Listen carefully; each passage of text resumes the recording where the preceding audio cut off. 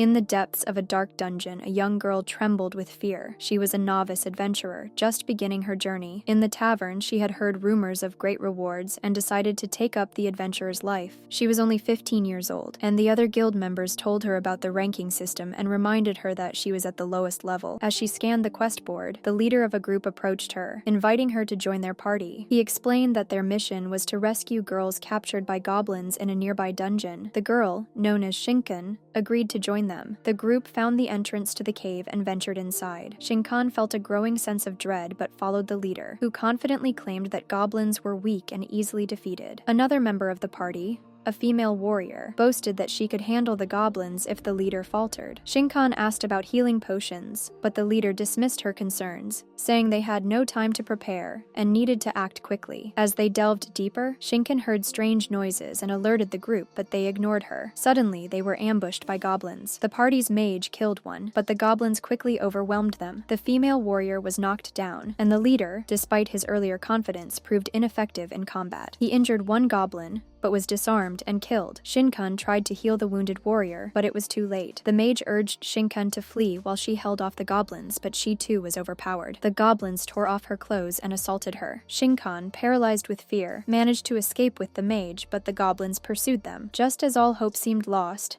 a mysterious armored warrior appeared. Goblin Slayer. He swiftly killed the goblins, saving Shinkan and the mage. Shinkan asked who he was, and he introduced himself as a hunter of goblins. He offered her a potion, but when she asked him to give it to the mage instead, he coldly explained that it was poison and that it was too late to save her. The mage, realizing her fate, begged Goblin Slayer to end her suffering. He obliged, killing her swiftly. Goblin Slayer then questioned Shinkan about the dungeon's layout, particularly the presence of a hobgoblin. She shared what she knew, and together they devised a plan. Goblin Slayer instructed Shinkan to mask their scent with goblin blood, allowing them to move undetected. As they progressed, he critiqued the dead leader's choice of weapon, noting that a large sword was impractical in the cave's tight spaces. They discovered a hidden passage and pressed on. Along the way, he killed more goblins with precision. He then instructed Shinkan to use her holy light spell to illuminate the cave, revealing the goblins' positions. With this advantage, they stormed the inner chamber, where Goblin Slayer killed the goblin shaman. As they made their escape, Shinkan used her light spell again to blind the pursuing goblins, while Goblin Slayer set a trap, igniting a fire that consumed the creatures. He assured Shinkan that the fire would not harm the captives. Deeper in the cave, they found one of the kidnapped girls, who had been brutally assaulted by the goblins. Goblin Slayer killed the remaining goblins, including their young, despite Shinkan's protests. She wept as he coldly executed the goblin children, explaining that leaving them alive would only lead to more suffering. After the battle, Goblin Slayer tallied the number of goblins he had killed, 22 in total. He explained that such attacks on villages were common, and that goblins were a persistent threat. The rescued girls, traumatized by their ordeal, decided to seek solace in a temple. Shinkan, though shaken, resolved to continue her path as an adventurer. She returned to the guild hall, where she encountered Goblin Slayer once more. He offered her the chance to join him on another goblin hunting mission, and despite the horrors she had witnessed, Shinkan agreed, determined to grow stronger and protect others. A little girl tells a boy that she is going to the city to help deliver a calf for a cow. However, the boy gets angry at her and says that he doesn't need anything from her. Their argument is interrupted when the mother steps in. The girl then sets off for the city on a cart, realizing that the boy is upset with her. She wants to apologize but finds herself unable to say the word sorry. In the morning, Ushikai wakes up. After getting dressed, she notices Goblin Slayer, who has already been up for a while. She mentions that her uncle should be waking up soon, and suggests they go have breakfast. Ushikai explains that Goblin Slayer is carefully ensuring that goblins cannot get through. He double-checks the traps and looks for any signs of activity. Ushikai prepares breakfast. At the table, Goblin Slayer gives Bokujushu some gold as payment for the house. Ushikai mentions that she needs to deliver goods to town. Bokujushu offers to help with the cart, but the girl declines. On the way to town, Goblin Slayer offers his assistance. The girl asks him questions but receives only short yes or no answers. At the guild, a villager submits a request and payment for a goblin extermination mission. He asks Uketsuke-ju if it is true that goblins attack and they rape women. She confirms it with a solemn nod. Kantoku-kan asks Uketsuke-ju about the new goblin quest, and she notes that the payment is too low, so only a weak party would take it, mentioning Goblin Slayer as an exception. In the guild, an adventurer boasts about his exploits hunting trolls. Uketsuke-ju expresses her gratitude and offers him a potion. However, as soon as Goblin Slayer enters, the girl immediately brightens up at his arrival. Everyone in town stares at him, and other adventurers look at him with disdain, judging his equipment. Ushikai overhears these conversations. Uketsuke-ju announces that it's time to post the morning quests. Other adventurers examine the available missions. Ushikai observes Goblin Slayer and realizes he's in no hurry to take on any quests. Suddenly, she notices Shinkan approaching him. The girl mentions that when Goblin Slayer destroyed the cave, he didn't consider the consequences, saying he could even destroy a mountain. Ushikai realizes that his new partner is this girl. Goblin Slayer asks Shinkan about the correct way to attack and kill goblins. They approach the registration desk and take on a goblin extermination quest. Uketsuke-ju explains that there are 3 quests: small nests by the river, in the forest, and a mountain fortress where the goblins are more established. Goblin Slayer also asks about the newcomers who took the goblin quest, inquiring about their party composition. Shinkan worries about the group, realizing they likely won't succeed. She suggests helping them, but Goblin Slayer says he will go after the goblins in the mountains, telling her to assist the other group alone. He informs Ushikai that he's heading out and advises her to be careful on her way home. The girl waits for him and realizes Goblin Slayer hasn't returned yet, understanding that he's still fighting goblins. In a large fortress, goblins have settled. Goblin Slayer imagines how goblins attack homes, kill families, and loot houses. He envisions an attack on his sister, imagining her being assaulted and killed like a toy. He vows not to let it go and continues to kill them, already planning his next move. He fires arrows at the goblins. Meanwhile, a boy talks about how young adventurers confidently claim they can easily drive off goblins. However, wandering goblins grow and evolve. Bokujushu tells Musume that he has his own life and she has hers, asking her not to get too attached, despite their childhood friendship. Goblin Slayer continues shooting goblins. Shinkan uses protective magic, allowing them to quickly corner and kill the goblins. She decides to pray to Mother Earth, asking why she was granted this magic. Goblin Slayer plans to return later once the fire has died down. Uketsuke-ju expresses her gratitude for the work Goblin Slayer does. The morning quests are posted again, and she is glad to see him return. Goblin Slayer reunites with Musume, who is happy to see him back. The girl tells him she will prepare lunch. Long ago, the gods competed among themselves for dominion over the world. In the guild, everyone is captivated by the beauty of an elf. The elf speaks in her own language, and a dwarf explains to her that she should speak in a common tongue. The elf insults the dwarf, calling him narrow-minded, and the dwarf retorts by calling her a plank. A lizard man intervenes, apologizing to Uketsuke-ju for the commotion. She notes what an unusual team they are, yet they seem to get along. Goblin Slayer enters the guild, ignoring everyone else, and approaches Uketsuke-ju. The girl informs him that his group has been looking for him. They head to the second floor, and Shinkan asks what she should do. Goblin Slayer tells her she can rest. Over a cup of tea, the group extends an invitation to Shinkan to join them. They mention that Goblin Slayer never removes his armor and uses low-ranking adventurers like her as bait. Shinkan denies this, saying it's not true. A witch, Majo, interrupts the conversation, saying she'll handle it herself. She sits down and questions Shinkan. Majo remarks that Goblin Slayer is difficult to work with and often inattentive. Shinkan explains that Goblin Slayer asked her for one thing. Majo admits that he's incredible in his own way. Shinkan defends Goblin Slayer, saying he does excellent work killing goblins. Majo tells her that if she wants to help, she can join any other group she wishes. However, if Shinkan chooses to stay with Goblin Slayer, it's her decision. Meanwhile, the elf and dwarf question Goblin Slayer, noting how weak and dirty he looks. Goblin Slayer explains that his appearance helps mask his scent. The group mentions that demons are gathering near the capital, and a great threat is approaching, but Goblin Slayer refuses to get involved, stating that he only deals with goblins. The elf becomes furious, arguing that the fate of the world is at stake. Goblin Slayer counters that ignoring the goblins will lead to the destruction of countless villages. The elf grows even angrier, but the dwarf calms her down. The lizardman steps in, reminding everyone that they are here to kill goblins, and quickly shifts the conversation to the task at hand. He explains that a demon army is planning an invasion, and that the goblins have become more active. Goblin Slayer asks about goblin champions and lords. The group realizes that the army won't deal with the goblins, so they ask Goblin Slayer to handle it. He takes a map and announces that he's heading out. Goblin Slayer decides to face the overwhelming number of goblins alone, but Shinkan insists on going with him. He tells her to stay behind, but she refuses, saying she will accompany him. The lizard man and the others realize that Goblin Slayer is even stranger than they thought. The group, along with Goblin Slayer, decides to light a campfire in the field. They discuss why they became adventurers and share food. Everyone jokingly warns Goblin Slayer not to make a wish. The elf offers Shinkan some of her food, while the dwarf shares his wine with everyone. The elf gets drunk and starts teasing Goblin Goblin Slayer. He offers them cheese, and the elf tries to steal a scroll from him, but he catches her. The group talks about scrolls, and the elf begins to think Goblin Slayer hates her. She boasts about her archery skills, offering to show everyone how to shoot a bow. Goblin Slayer reflects on the goblins, thinking they came from the Green Moon. He believes that envy turns people into goblins. He mentions that he had a sister who told him this, and he doesn't think she was ever wrong. Goblin Slayer falls asleep, and Shinkan covers him with a blanket. Meanwhile, Musume feels lonely, realizing that Goblin Slayer won't be home again tonight. At the entrance to the dungeon, 2 goblins stand guard and a dog lies nearby. The elf fires an arrow, killing both goblins with a single shot. The group moves forward, ready to face whatever lies ahead. Long ago, the gods created many creatures and a world where dwarves, elves, and others lived and sometimes died. The group moves forward, wondering who built this fortress. Goblin Slayer stabs the goblins and hands Shinkan a rag soaked in blood, telling her the elf will get used to it. As they enter, the elf is still displeased about being stained with blood.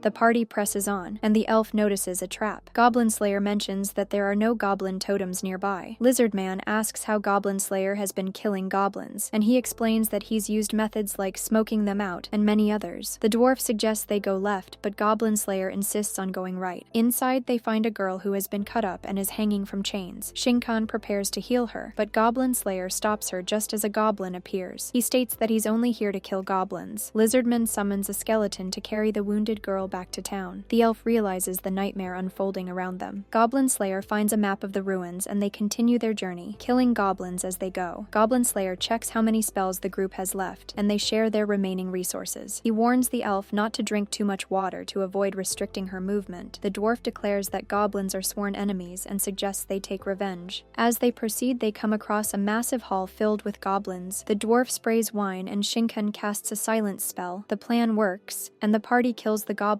one by one. The elf notices her hands are covered in blood and glances at Goblin Slayer. Suddenly, an ogre appears. Goblin Slayer admits he's never heard of such a creature. The ogre attacks and uses magic. Shinkan uses her protective skill, exhausting her strength once again. Goblin Slayer asks Lizardman to summon his helper, while the dwarf distracts the ogre by throwing stones. Goblin Slayer strikes the ogre's leg, but it throws him against a wall. The party continues to fight, realizing the ogre's overwhelming strength. Goblin Slayer, temporarily blinded, drinks a potion and decides to press on. He devises a plan and tells the group he'll handle it. The ogre realizes Shinkan has no miracles left. Goblin Slayer uses a scroll summoning a torrent of seawater that slices through the ogre. He then stabs the ogre in the head, finishing it off. When they return, they are questioned about the goblins inside, but the party remains silent. The elf asks Shinkan how long Goblin Slayer has been doing this, and Shinkan confirms it's been a while. The elf admits she hates such adventures, but once promised to show them what a real adventure looks like. Uketsuke-jo notices Shinkan, who has been traveling with Goblin Slayer. Meanwhile, Goblin Slayer checks the traps around the house. Musume asks him how he's feeling and urges him to rest more. Goblin Slayer mentions that he's been traveling with new people. A party consisting of a swordsman and a girl is killing rats in the city's underground waterways.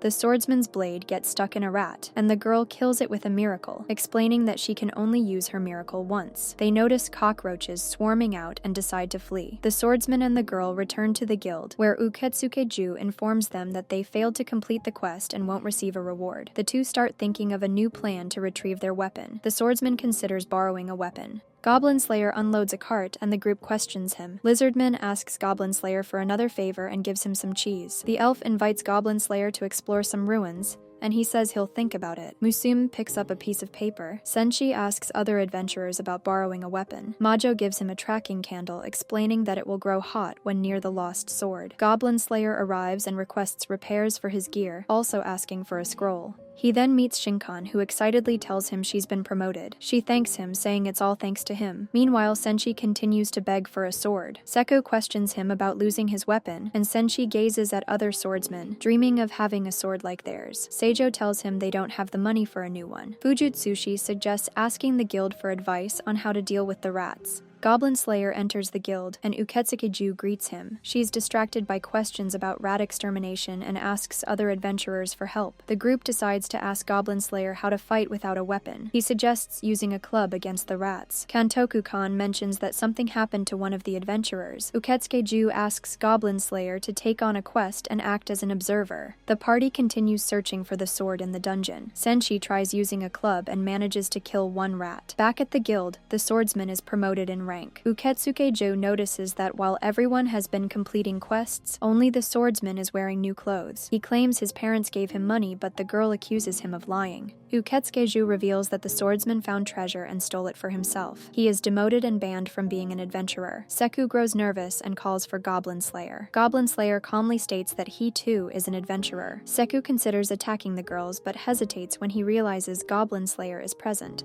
Meanwhile, in the dungeon, the girl and Senshi notice their tracking candle growing hot. Suddenly, cockroaches swarm them, and they decide to flee while devising a plan. The girl uses her miracle, and Senshi kills a cockroach with his club. He then slices it open. Back at the guild, Uketsuke-ju thanks Goblin Slayer for his help, mentioning that the city has been treating them poorly lately. She blushes and expresses her gratitude sincerely. The two girls discuss the disgraced adventurer and worry that he might seek revenge. Uketsuke-ju questions the concept of justice, and Kantoku-kan responds that even in plays, mistakes and justice often intertwine. Kantoku-kan talks about an excellent swordswoman and her ideals, noting that Uketsuke-ju seems to have a soft spot for Goblin Slayer. Uketsuke-ju admits she's always wanted to meet a true adventurer. Goblin Slayer enters, handing her a special delivery letter. On a secret base, monsters captured and tied up a girl, but a squad discovered them and defeated all the monsters. This story is being told in the guild. At that moment, Goblin Slayer enters the guild. He announces that he is heading to the Water City and suggests the party join him. The elf realizes that if they don't go with him, he'll go alone. They decide to accompany him, but the elf sets her conditions, to which Goblin Slayer agrees. The party travels by cart and admires the beauty of the city. They discuss the local cuisine, and Shinkan sees a temple for the first time. Goblin Slayer informs them that their employer is the Archbishop. Shinkan imagines that the Archbishop is a woman who rose from the people and is now the Maiden of the Sword. Tsurugi no Otome, the Maiden of the Sword, expresses her gratitude for their arrival. She tells them about a girl who was given a mission by the temple, but was dismembered in an alley. Tsurugi no Otome describes it as a horrific crime, and explains that she has increased security. She mentions that an adventurer saw and killed a creature which turned out to be a goblin. The party wonders how goblins ended up in the city, speculating that they might be hiding underground in the sewers. The guild has issued quests to deal with them, but nothing has worked. Tsurugi no Otome says she heard about Goblin Slayer from a song about the Goblin Slayer. Goblin Slayer agrees to kill the goblins, but notes that the sewer system is too vast. Lizardman asks why the city guards can't handle it, but Goblin Slayer explains that using guards against goblins is pointless. The party decides to help. Goblin Slayer asks where they can descend into the sewers. They examine a map and head down. Tsurugi no Otome asks Shinkan if she's scared, but Shinkan confidently says everything will be fine. Inside, the battle continues against huge swarms of goblins. The elf refuses to waste her arrows on goblins. Goblin Slayer says they can't attack the goblins the same way as before. The elf feels something strange and notices that it's starting to rain. Goblin Slayer spots other extinguished torches and realizes goblins are approaching on a boat. Shinkan uses her protective magic and Goblin Slayer charges into battle.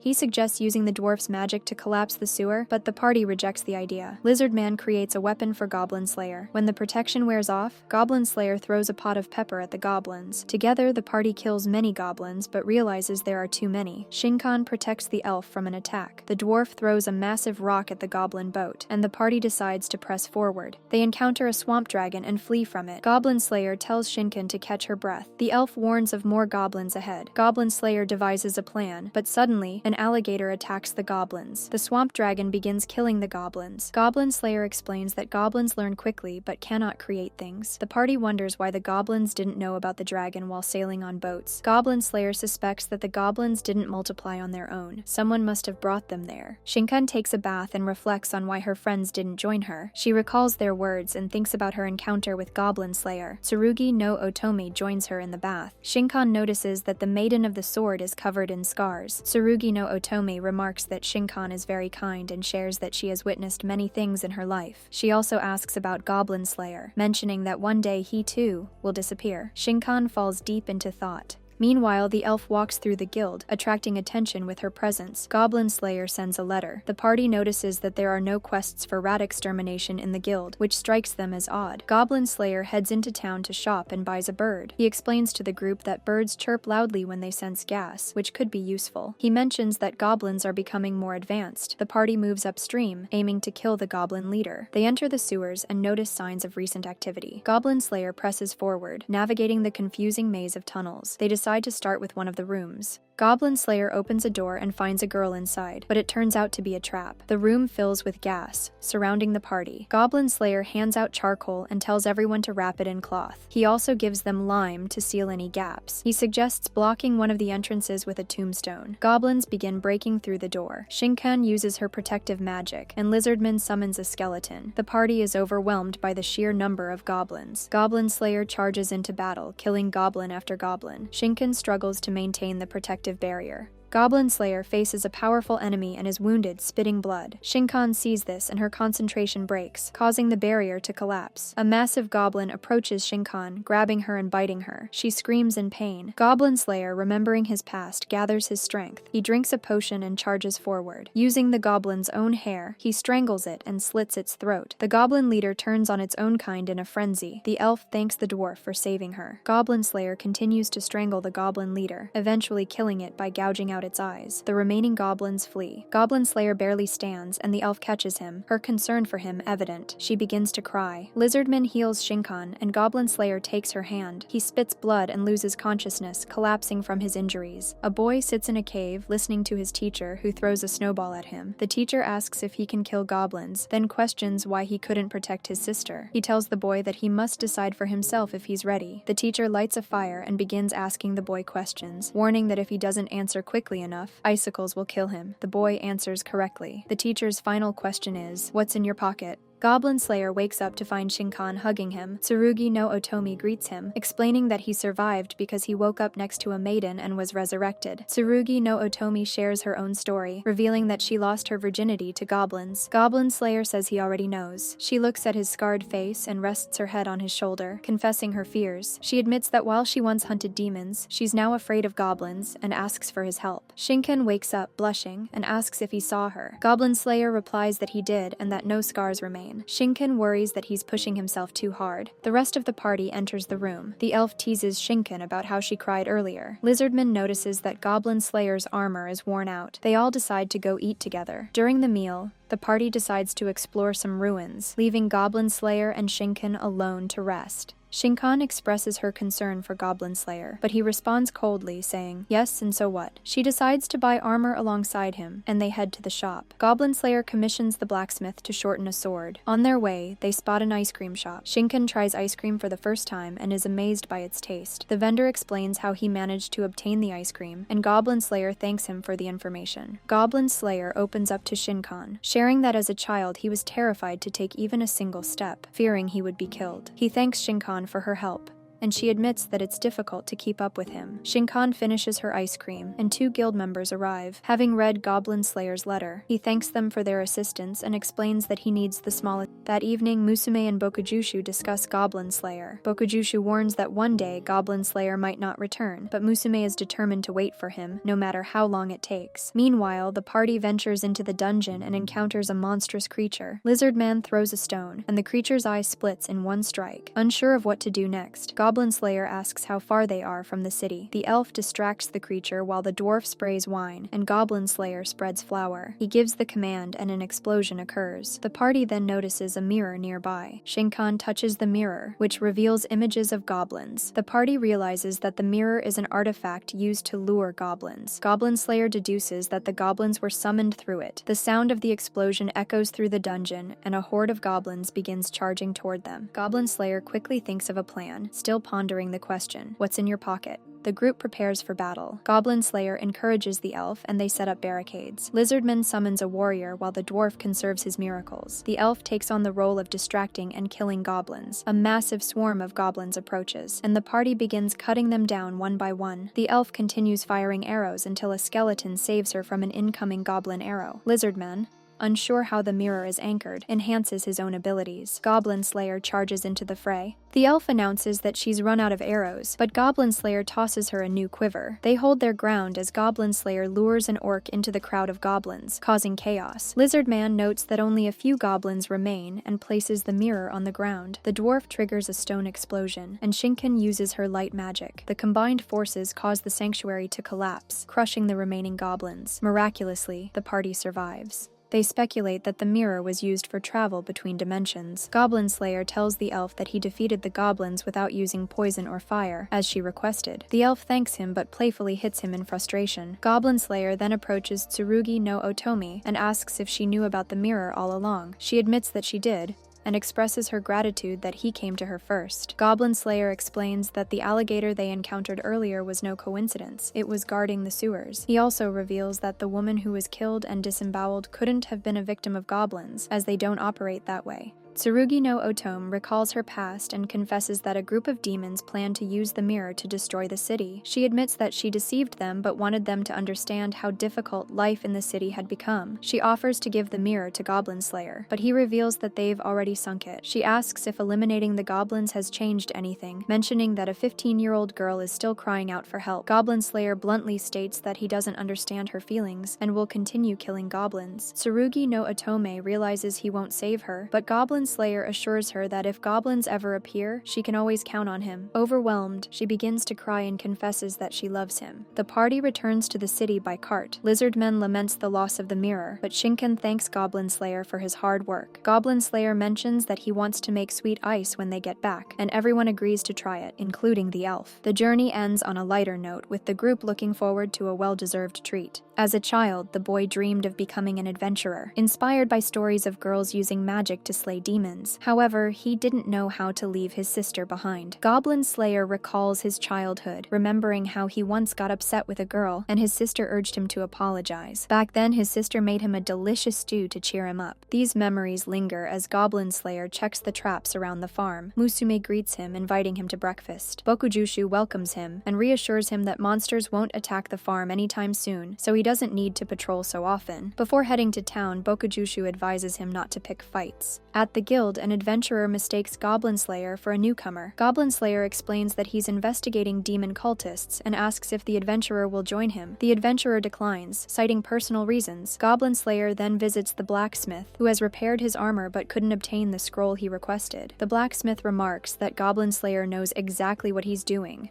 when it comes to killing goblins. Goblin Slayer watches as a knight effortlessly defeats some novice adventurers in a sparring match. Shinkan arrives at the guild, and Uketsuke-ju notices her. Goblin Slayer soon joins them, and Uketsuke-ju asks about his recent mission. Shinkan mentions that he nearly died, causing Uketsuke-ju to worry. The guild receptionist hands him a letter. The party invites Goblin Slayer to join them for lunch. Musume arrives at the guild and notices that Goblin Slayer has made many friends. Everyone sits together, enjoying the meal. The elf asks about a new hero, and Uketsuke-jo shares that another hero has emerged in the capital. She offers everyone her special drink. A group of adventurers who trained with the best warriors joins them. Uketsuke-jo also mentions plans to build a training facility for newcomers. She warns Goblin Slayer not to overwork himself, or she won't assign him any more quests. Goblin Slayer and Shinkan head home together. The letter from Tsurugi no Otome expresses her gratitude for his help. She writes that she no longer dreams of goblins and has found peace. The hero who defeated the Demon King has brought tranquility to the world, and she prays wholeheartedly for Goblin Slayer's well-being. In town, the elf and the dwarf engage in a drinking contest, with the others placing bets on who will last longer. Goblin Slayer watches the moon, and Musume joins him, asking what he's thinking about. She gently lays his head on her lap and suggests he think about the future without rushing. Musume reflects on how people age, get wounded, and eventually reach their limits. She realizes that even if Goblin Slayer doesn't die, he won't be able to kill goblins forever. She softly says that no one knows what the future holds. Goblin Slayer arrives at Musume's home. The girl tells him that she will soon prepare a meal. However, Goblin Slayer warns her that he has seen numerous goblin tracks and suspects that they are being led by a goblin king. He informs her that the attack will happen tonight. The girl is horrified by what she hears. Goblin Slayer admits that he is not a platinum-ranked adventurer and does not have the strength to stop them alone. Musume realizes that they need to flee and believes they still have time to escape. However, she also understands that she cannot simply leave him behind. Goblin Slayer warns her that the goblins will not just kill her, but she refuses to run, unwilling to let their new home be destroyed. She apologizes and declares that she will stay.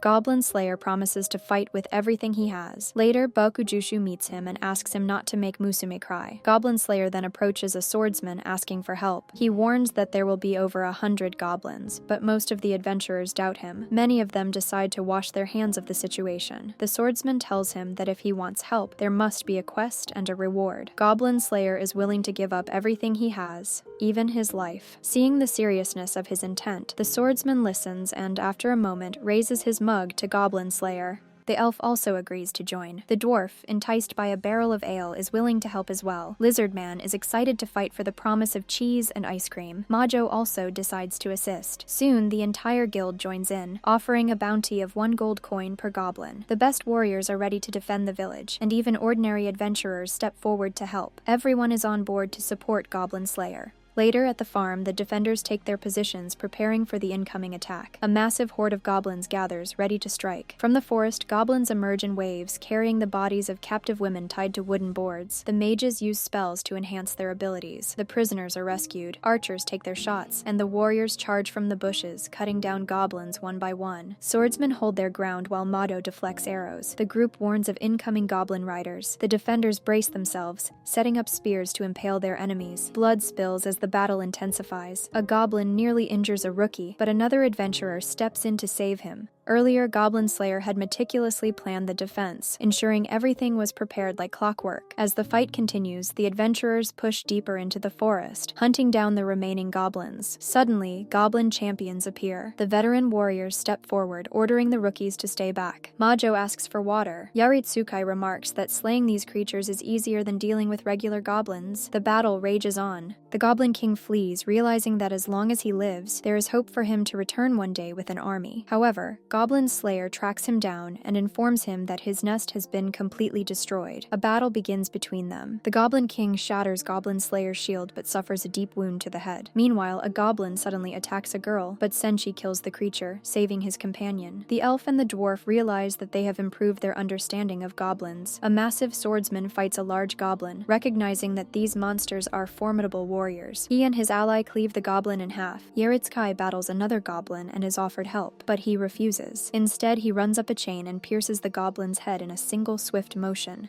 Goblin Slayer begins to lose his fight and falls to the ground. Summoning his remaining strength, he struggles to his knees, but the Goblin King breaks his shield and shatters his sword. However, in the process, the king receives a wound to his chest. Enraged, the Goblin King attempts to crush Goblin Slayer underfoot, but Shinkan intervenes. She casts a barrier from both sides, crushing the king between them. The Goblin King apologizes to the girl, but she remembers how goblin children have murdered innocent people. Without hesitation, Goblin Slayer slits the king's throat. Exhausted, he collapses to his knees. Shinkan heals him, tears welling up in her eyes as she begs him to start taking better care of himself. Goblin Slayer tells her that he believes in her. By morning, the adventurers tend to their wounds and spot Goblin Slayer among them. He returns home. In the city, the strongest warriors celebrate their victory, though they acknowledge that goblins from the army of darkness may still remain. They hope that Goblin Slayer will deal with them. For defeating the Goblin Lord, Goblin Slayer receives only a single gold coin. The adventurers gather, enjoying their drinks. Musume expresses her gratitude. Goblin Slayer then announces that he has made up his mind. He wishes to become a true adventurer. Musume steps away, leaving them to their conversation. Shinken suddenly discovers a gold coin in her hand. Goblin Slayer explains that he has paid everyone with all the money he had. He says that he took a gamble by asking for help politely because last time no one came. Shinken assures him that she will always come to his aid, no matter what. She then asks him to remove his helmet. When he does, she sees his face and tells him that he is handsome. The elf and others also get a look at his true appearance. They all recognize the face of a true warrior. Even Mayo remarks that he is quite attractive.